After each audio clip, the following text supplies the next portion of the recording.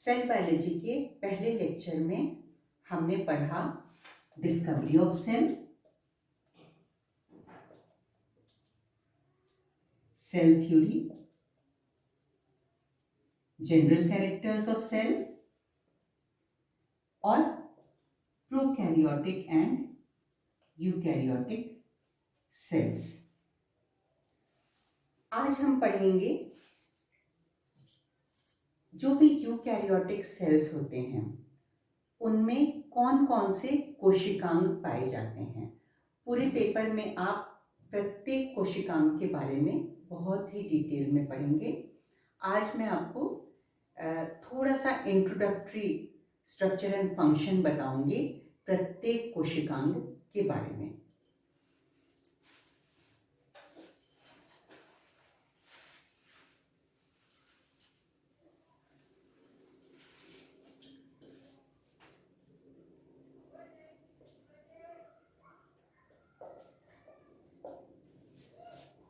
यहाँ इस पेपर में हम यूकैरियोटिक कोशिकाओं के बारे में ही हम अभी अध्ययन करेंगे।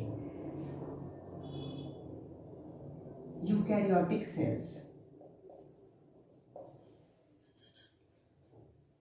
और यूकैरियोटिक कोशिकाओं में भी हम चूंकि मैं अभी लेक्चर दे रही हूँ आपको जूलॉजी के अंतर्गत, तो हम बात करेंगे एनिमल सेल्स के बारे में।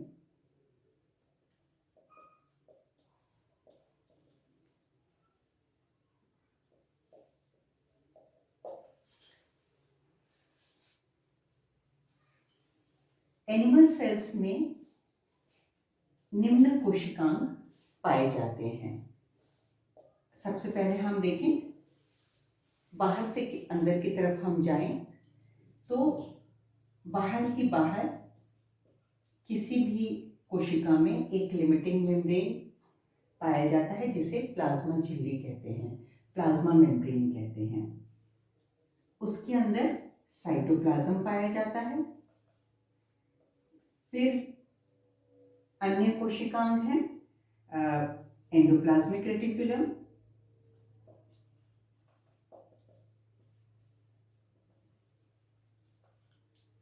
फिर है गोल्गी कॉम्प्लेक्स, फिर हम आ जाते हैं lysosome, vacuole,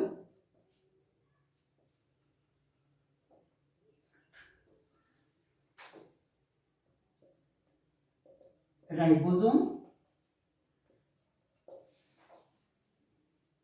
nucleus of course, and so on.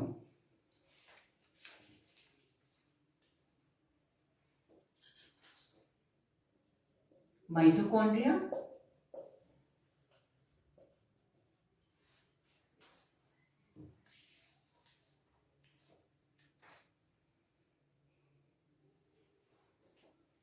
Plastids.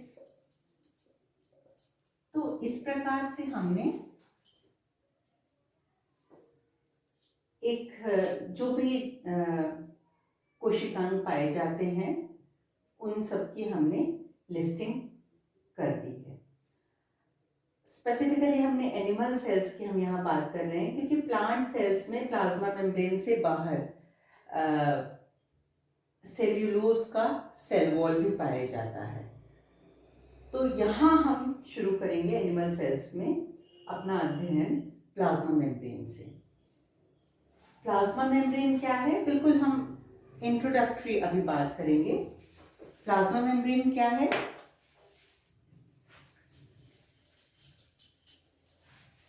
ये एक बाह्य लिमिटिंग मेम्ब्रेन है, लिमिटिंग मेम्ब्रेन है। और इसका काम क्या है? तो ये ट्रांसपोर्ट, इसका फंक्शन है ट्रांसपोर्ट अक्रॉस मेम्ब्रेन, मतलब झिल्ली के आर पार पदार्थों का परिवहन, ये है इसका फंक्शन। अब ये परिवहन अनेक प्रकार से संपन्न करता है, सिंपल, पैसिव डिफ्यूजन द्वारा, जहाँ किसी भी एटीपी की आवश्यकता नहीं है, और एक्टिव ट्रांसपोर्ट द्वारा, active transport requiring the energy from ATP molecules. तो इस प्रकार से ये इंट्रोडक्शन हुआ। हाँ, ये बहुत ही इम्पोर्टेंट बात है कि ये जो प्लाज्मा मेम्ब्रेन है ये एक लाइपोप्रोटीन स्ट्रक्चर है। लाइपोप्रोटीन, ये हमेशा याद रखना चाहिए, लाइपोप्रोटीन स्ट्रक्चर है। लाइपोप्रोटीन स्ट्रक्चर से हमारा तात्पर्य है ऐसी संरचना जो कि वसा एवं प्रोटीन अणुओं से बनी हुई है। तो हम ये पॉइंट हमें हमेशा याद रखना चाहिए कि जितनी भी झिल्लियाँ पाई जाती हैं कोशिका के अंदर, तो वो सारे के सारे बेसिकली वसा एवं प्रोटीन से बनी होती हैं। और किस प्रकार से बनी होती हैं? वसा का द्विपरत पाया जाता है, ये हम डिटेल में, बहुत डिटेल में पढ़ेंगे। और इसके साथ साथ वसा अणुओं की द्विपरत पाई जाती है, और एक्सट्रिंसिक व इंट्रिंसिक प्रोटीन इस द्विपरत के साथ संलग्न पाए जाते हैं।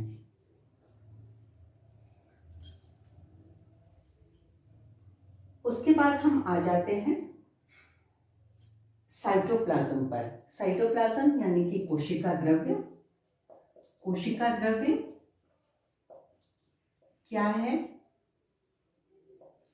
प्लाज्मा झिल्ली के अंदर जो भी ग्राउंड मटेरियल पाया जाता है, जो भी मैट्रिक्स पाया जाता है, उसे हम कोशिका द्रव्य कहते हैं।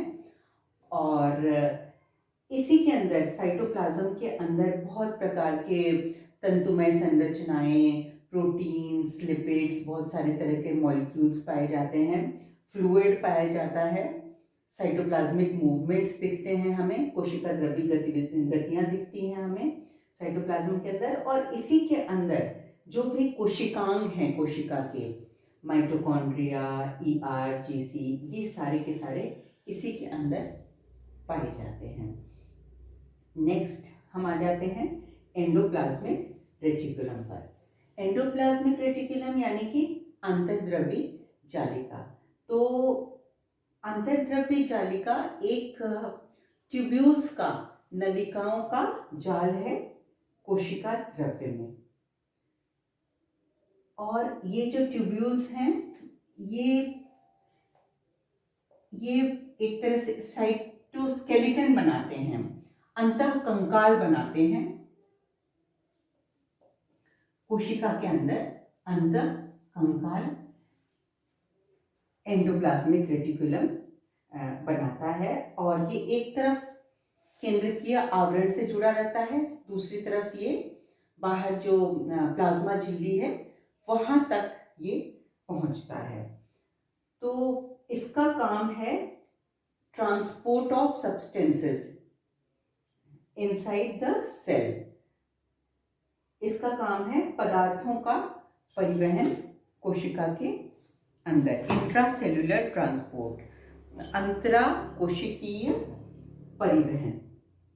क्योंकि इसमें नलिकाएं हैं तो पदार्थों का परिवहन एक स्थान से दूसरे स्थान पर ये करने में सक्षम है अंतर्द्रव्य जालिका। और ये भी आपको पता है कि ये जो अंतःकंकाल है एंडोप्लाज्मिक रेटिकुलम का, इसके ऊपर राइबोसोम पाए जाते हैं। जिन पोर्शंस पर राइबोसोम पाए जाते हैं उस भाग को हम कहते हैं रफ ईआर, और जिन पोर्शंस पर नहीं पाए जाते हैं राइबोसोम, उस पोर्शन को हम कहते हैं स्मूथ, चिकनी अंतर्द्रव्य जालिका। तो ये यांत्रिक आधार प्रदान करती है ये अंतर्द्रव्य जालिका साइटोप्लाज्म को। उसके बाद हम आ जाते हैं गोल्गी कॉम्प्लेक्स पर। गोल्गी कॉम्प्लेक्स का कार्य है यह सेल सिक्रीशन। सेल सिक्रीशन इसका फंक्शन है सेल सिक्रीशन, ये भी हम बहुत डिटेल में पढ़ेंगे। और लाइसोसोम का निर्माण करता है Golgi complex. Processing and packaging of products करता है। गोल्गी कॉम्प्लेक्स के अंदर मेन काम ही इसका यही है, प्रोडक्ट्स की प्रोसेसिंग करना और फिर पैकेजिंग करना, छोटे झिल्ली आबद्ध संरचनाओं के रूप में पैकेजिंग करना पदार्थों का। और फिर ये जो पदार्थ हैं इनके आगे कोशिका में ये सारे फंक्शंस परफॉर्म करते हैं। उसके बाद हम आ जाते हैं लाइसोसोम पर। लाइसोसोम क्या है? लाइसोसोम के अंदर हाइड्रोलाइटिक एंजाइम्स भरे हुए होते हैं।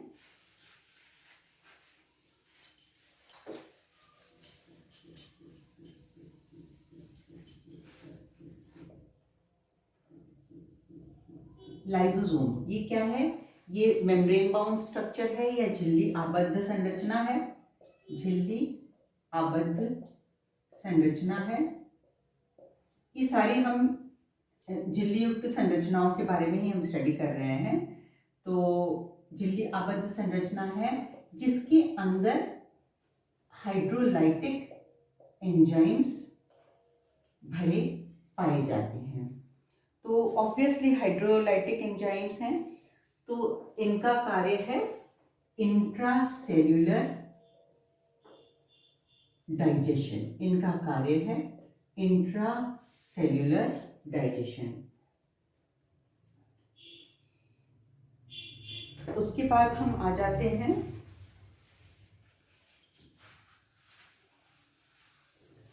माइटोकॉन्ड्रिया। माइटोकॉन्ड्रिया को हम कहते हैं power house of the cell. क्यों कहते हैं हम? क्योंकि एटीपी के रूप में ऊर्जा का उत्पादन माइटोकॉन्ड्रिया के अंदर संपन्न होता है। अब ये झिल्लियाबद्ध संरचना है और इसकी संरचना इस प्रकार होती है, माइटोकॉन्ड्रिया की संरचना ही इस प्रकार होती है कि चरणबद्ध तरीके से ऊर्जा का उत्पादन संभव हो पाए। Energy production in step wise manner. तो आप देखिए, एक जो ग्लूकोज मॉलिक्यूल का जो ब्रेकडाउन होता है वो कई चरणों में संपन्न होता है। ग्लाइकोलाइसिस जो कि साइटोप्लाज्म में होता है, उसके बाद जो डिकार्बोक्सिलेशन प्रोसेस होता है, फिर होता है पायरुविक एसिड का डिकार्बोक्सिलेशन प्रोसेस होता है, उसके बाद फिर क्रेब्स साइकिल होता है, फिर इलेक्ट्रॉन ट्रांसपोर्ट चेन संपन्न होता है।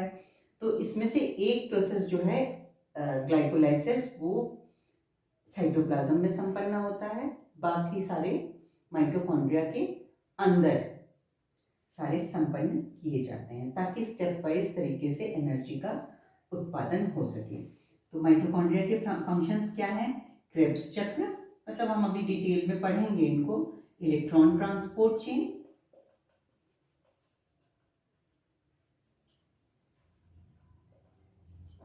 इलेक्ट्रॉन परिवहन श्रृंखला,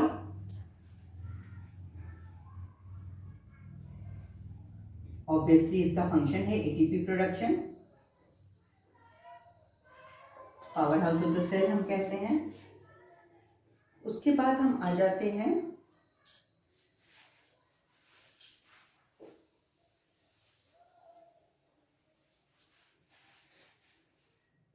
बहुत ही इम्पोर्टेंट भाग है कोशिका का केंद्रक। केंद्रक या न्यूक्लियस, इसके फंक्शंस क्या क्या हैं? ये सेल की मेटाबॉलिक एक्टिविटीज़ को कंट्रोल करता है और सेल डिवीजन में बहुत अधिक योगदान है न्यूक्लियस का। आपने पढ़ा होगा किस तरह से न्यूक्लियस में चेंज आते हैं माइटोसिस के समय, मियोसिस के समय, केंद्रकीय आवरण लुप्त हो जाता है, क्रोमोसोम स्पष्ट होने लग जाते हैं, क्रोमैटिन मटेरियल स्पष्ट होकर के क्रोमोसोम में परिवर्तित हो जाता है, और किस तरह से क्रोमोसोम शॉर्ट हो जाते हैं, थिक हो जाते हैं कॉइलिंग के द्वारा, स्पिंडल फॉर्मेशन होता है, एंड सो ऑन। तो सेल डिवीजन, उसके बाद हम ऑब्वियसली ये हेरिडिटरी इंफॉर्मेशन को, जो भी आनुवांशिक जो सूचना है उसको एक जनरेशन से दूसरी जनरेशन में ट्रांसमिट करता है। अब न्यूक्लियस की संरचना के बारे में हम बात करें तो न्यूक्लियस में अगर हम सबसे बाहर जो भाग है उसको हम न्यूक्लियर इन्वेलप कहते हैं, केंद्रकीय आवरण, न्यूक्लियर इन्वेलप, न्यूक्लियर इन्वेलप। और न्यूक्लियर इन्वेलप के अंदर क्रोमैटिन है, ग्राउंड मटेरियल जिसे हम कहते हैं वो है न्यूक्लियोप्लाज्म,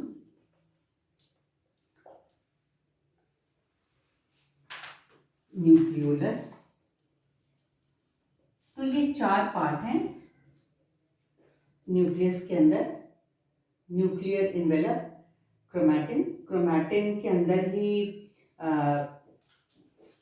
क्रोमैटिन बना होता है histone plus DNA plus RNA भी पाया जाता है इसमें, और ये है न्यूक्लियोलस। तो ये हम सारे डिटेल में पढ़ेंगे प्रत्येक संरचना के बारे में। उसके बाद हम आ जाते हैं राइबोसोम। राइबोसोम झिल्ली आबद्ध संरचना नहीं है। Ribosome is not a membrane bound organelle, और राइबोसोम के ऊपर ही राइबोसोम का फंक्शन है, सिंपली हम कह सकते हैं प्रोटीन सिंथेसिस।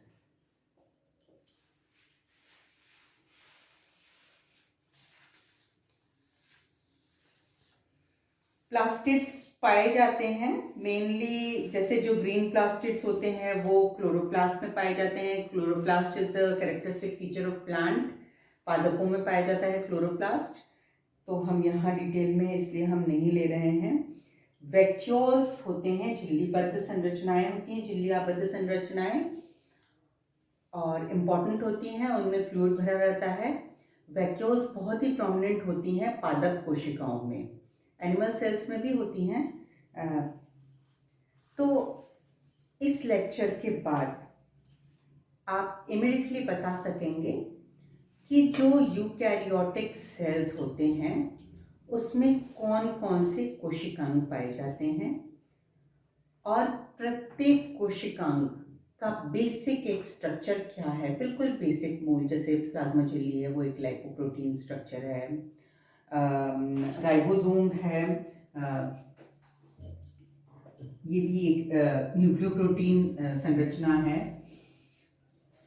प्लस आप ये बता सकेंगे कि प्रत्येक कोशिकांग का फंक्शन क्या है, बेसिक फंक्शन क्या है। और नेक्स्ट हमारा जो लेक्चर होगा, पहले हम एक, क्योंकि आपके सिलेबस में है वायरस, बहुत ही शॉर्ट में है वायरस आपको पढ़ना है, ऑल्दो वायरस नहीं आता है हमारे सेल के डेफिनेशन के अंदर, फिर भी शॉर्ट में आपको पढ़ना है वायरस। तो नेक्स्ट हम लेक्चर में वायरस लेंगे।